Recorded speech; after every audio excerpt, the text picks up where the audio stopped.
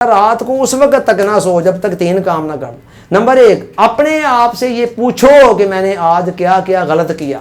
Number 2، اپنے آپ سے پوچھو کہ آج کیا صحیح کیا. جو صحیح کیا ہے اس پر شاباش دینی چاہیے اپنے آپ کو. جو غلط کیا ہے اس پر اللہ کا شکر ادا کرنا چاہیے. ہمارے فلسفہ کی روح سے شکر کرنا چاہیے. جو غلط کیا اس پر استغفار کرنی چاہیے. اور تیسرا کہتا ہے کہ یہ پوچھو، یہ سوچو کہ آج میں کیا کرنا بھول گیا، یعنی جو کون سا کوئی اچھا کام تھا جو میرے معمولات میں شامل تھا آج نہیں کر سکا.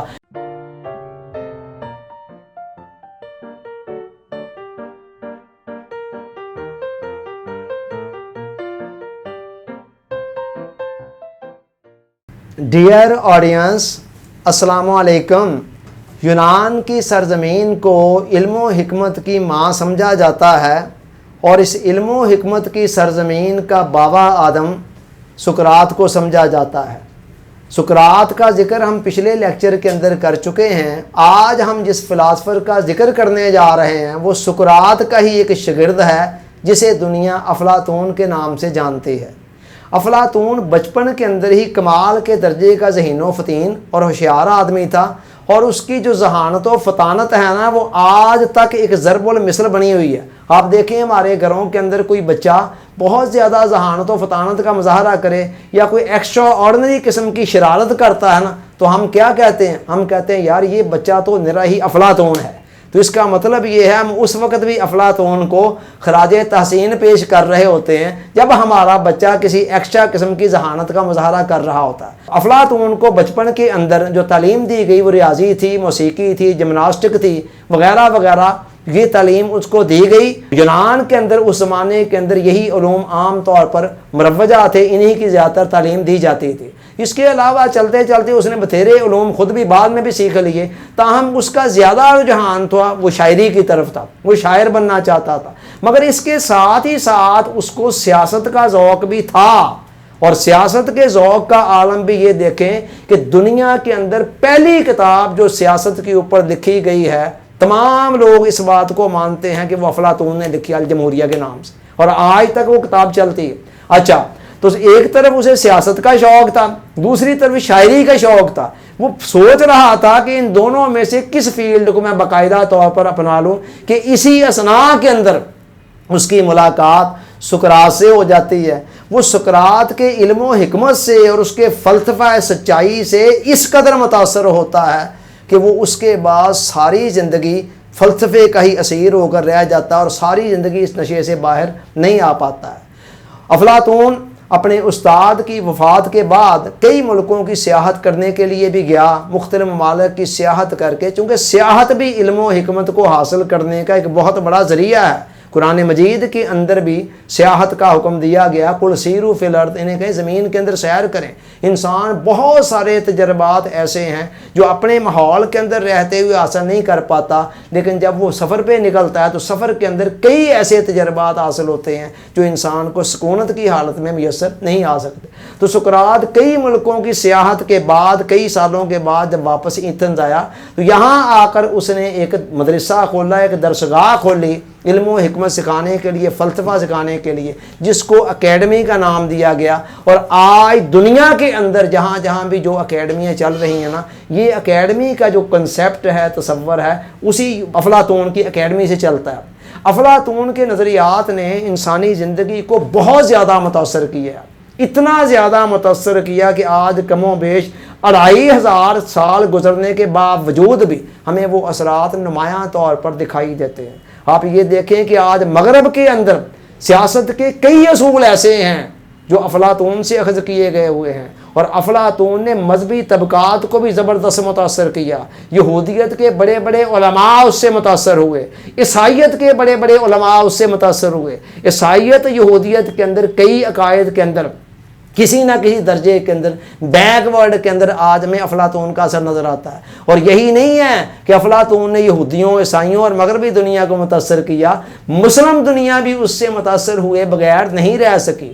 دیکھیں حضور علیہ السلام نے فرمایا حکمت کی ہر بات، دانائی کی ہر بات مومن کی اپنی ہی گمشدہ میراث ہے، جہاں سے اس کو ملتی ہے لے لیتا ہے. لہذا اس میں کوئی معیوب بات نہیں ہے کہ کوئی اچھی بات کسی سے بھی لی جا سکتی ہے. چنانچہ ہمارے اپنے فلاسفر بھی امام غزالی رحمۃ اللہ علیہ اور ابن مسکوہ جیسے فلسفہ اخلاق کے اندر ایک نمایاں حیثیت ہے ان لوگوں کی، یہ لوگ بھی افلاطون سے متاثر ہوئے بغیر نہ رہ سکے۔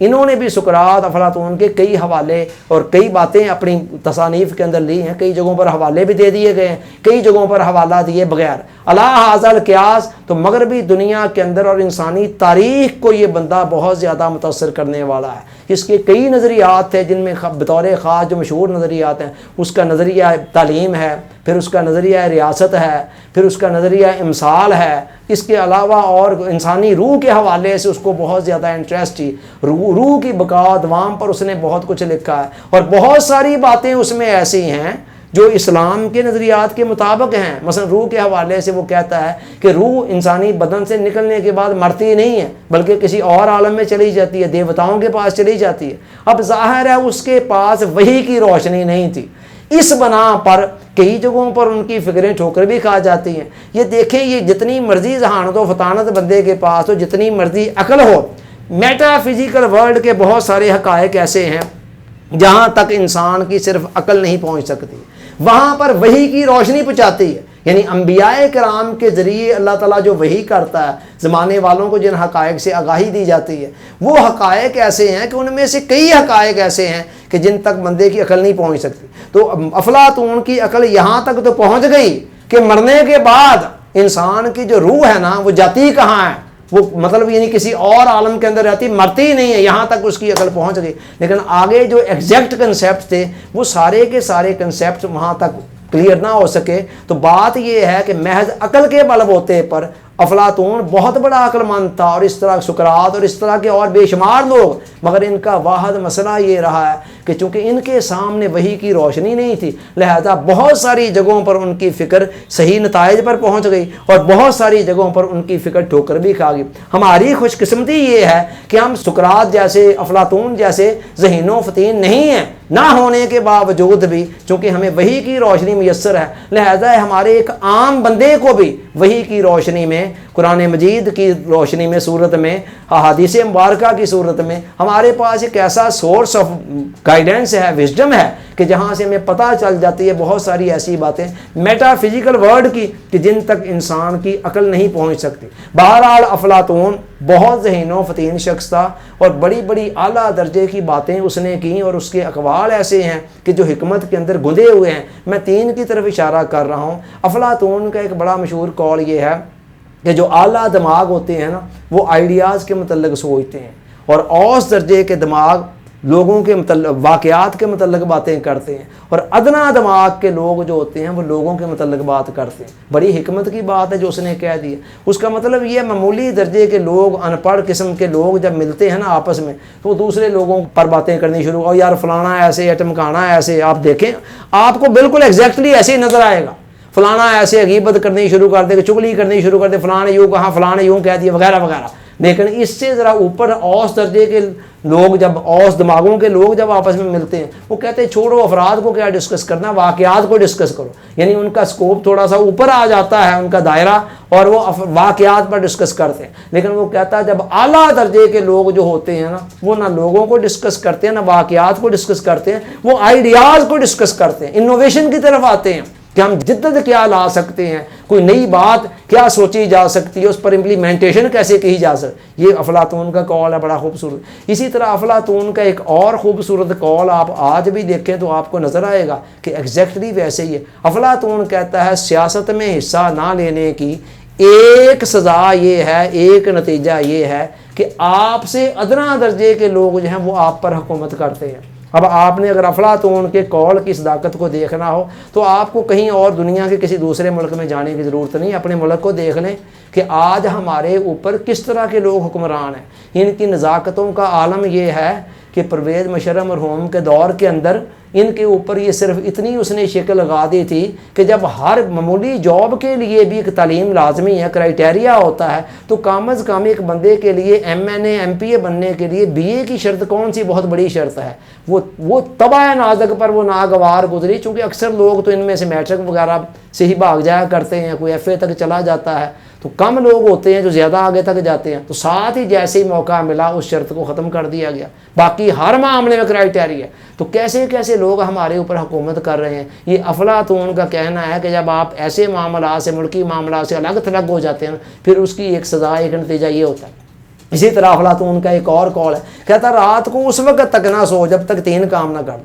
نمبر 1, اپنے آپ سے یہ پوچھو کہ میں نے آج کیا کیا غلط کیا.